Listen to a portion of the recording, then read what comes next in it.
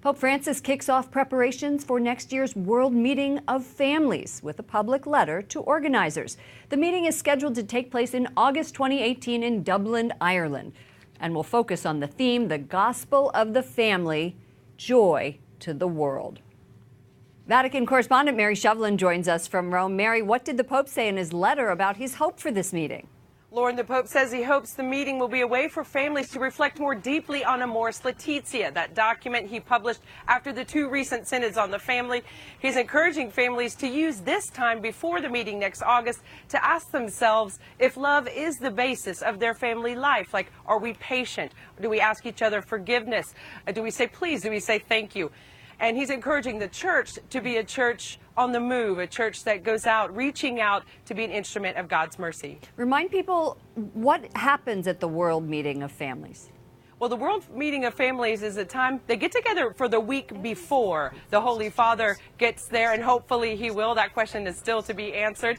So they get together for catechesis, family celebration. Different families give their various testimonies, and it's all happening in Dublin. But we have to remember it's a worldwide event. Families coming from every corner of the globe. And what issues are going to be discussed?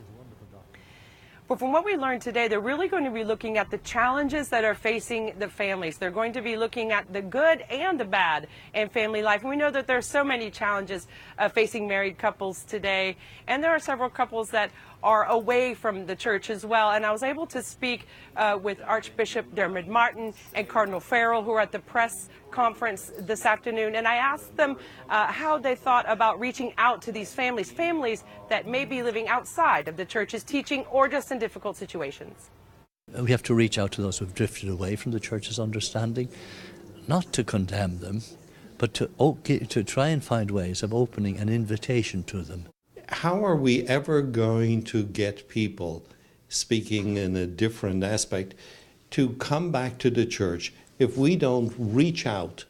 So a very pastoral approach, a real effort, Lauren, to be on the front lines with families as they face today's challenges. Sounds like a wonderful event. Mary Shovelin, EWTN News Nightly Vatican correspondent. Thanks, Mary. Thank you, Lauren. You can sign up for the World Meeting of Families or just find out more by visiting worldmeeting2018.ie.